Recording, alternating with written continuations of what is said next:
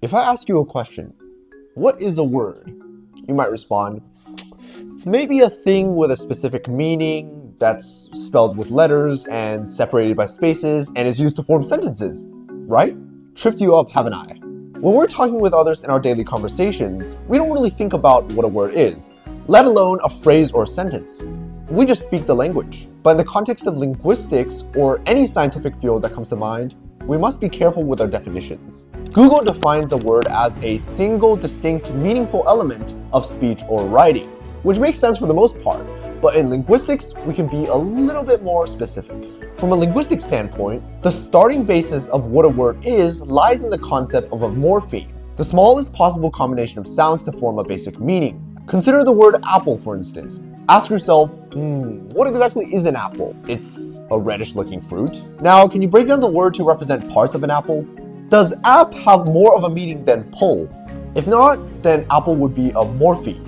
No matter how much we break it apart further, we won't be able to gain any more basic meaning. But if you break apart the word blueberry, on the other hand, you'll see that blue and berry do indeed have separate, more basic meaning, with blue referring to the shimmering color of the sea and a berry referring to a tasty, delectable, and wildly forageable fruit. So, blue and berry are separate individual morphemes which just so happen to combine into one word. Here's the interesting thing about morphemes. They might not have the same spelling or even the same pronunciation.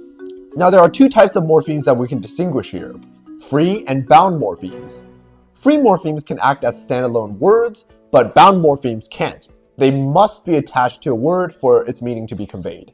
Okay, so stepping back from this perspective, the linguistics definition of what a word is naturally starts to fall in place. It's a combination of one or more morphemes to form a unique concept. And that's what morphology studies: words, their internal parts and structures, and how that overall affects the meaning of the word. First, let's make a distinction to classify morphemes. Besides free and bound, there's another way to classify morphemes: stem and affix. These aren't necessarily mutually exclusive, but a stem refers to the core meaning of the word, the root, while an affix refers to any additional morpheme that gets attached to the stem. As you can imagine, a stem could either be a free or bound morpheme, but an affix must be bound. We can use this logic to analyze a word like anti-disestablishmentarianism.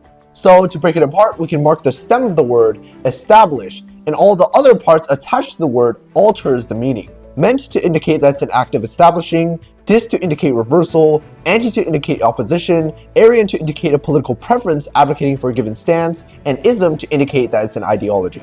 This is a notoriously known example of many affixes attached to a singular stem, which allows you to guess, what exactly does this word mean? It probably means something like a political and ideological stance against the reversal of the establishment of something.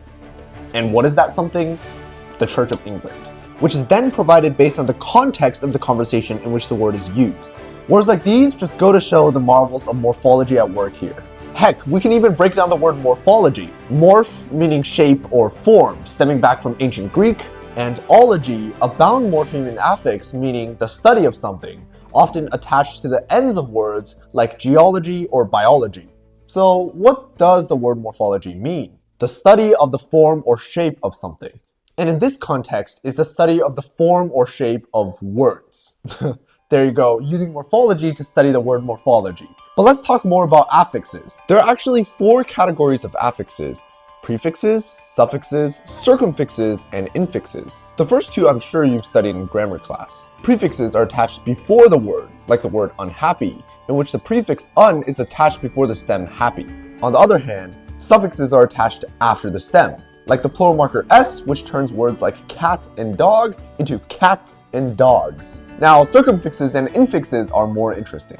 For all of you math geeks out there, remember back in geometry when you learned about circumscribed and inscribed circles? Well, this is a really good way to memorize circumfixes and infixes, because just like the circles drawn outside a polygon, circumfixes are attached around the stem. And just like circles drawn inside a polygon, infixes are inserted between the stem. For circumfixes, I'm not sure if English has any good examples, but some morphologists argue that words like unable can be circumfixed around a stem, like unforgivable or unobtainable. But then again, un and able are both separate affixes in English. So a better example might be a language like German, where you use a true circumfix and attach ge at the start of a word and t at the end to indicate the past participle form of a verb. For example, to say I had learned in German, you would say ich hatte gelernt. As you can see, the last word there, gelernt, is an alternative form for the German verb for to learn, learning, where ge and t were added to the stem lernen. As for infixes, it's the other way around.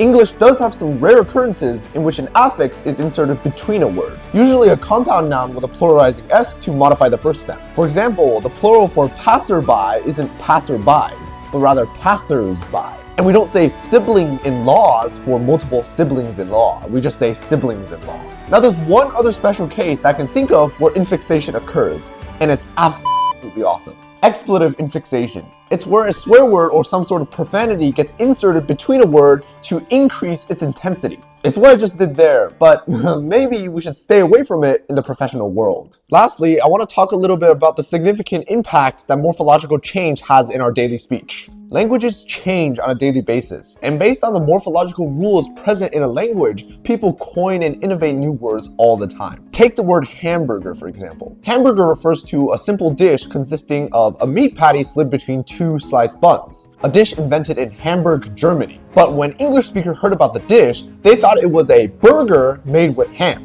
You know, the funny thing is, a burger isn't even made with ham. It's made with beef. But as you can see, this is an example where people reinterpret the word's morphology and it becomes a whole entire different meaning. But this phenomenon hasn't just happened now, it's also happened in the past. Take the word climb. The past tense of the word climb is climbed, but in the archaic English, it was actually clone. But how did clone become climbed? Well, again, people reinterpreted the morphology of the word. This is also similar to the modern day case for the word grind. Usually it's taught that the past tense for the word grind is ground, as in ground meat. But in new generations, especially in video game context, the word is being reinterpreted as grinded, as in I grinded hours and hours for this new rank. The ability to make new words infinitely is called morphological productivity, and that's the ultimate impact it has on our language. We can make a chart to demonstrate this. We can first start with some basic words in the chart like quick, run, and free, and then fit it into the chart. Now, let's see what happens when these words undergo some morphological processes. The first is inflection. Inflection changes the form of the word slightly to indicate something about its grammatical meaning, but does not change its part of speech or its core meaning. Second is derivation, which derives a new word by changing its meaning or changing its part of speech. As you can see, new words are formed. Words relate to one another. Based on the structure of the word that someone uses, or its form or its ending, it can give us some important insights about the speaker and the language. For example, gender, the person speaking, the number of things, the time at which something happened, or even the mood at which the speaker is speaking in, the attitude. Even a slight difference in how the word is conveyed can bring massive changes to its meaning. That's the essence that morphology attempts to grasp.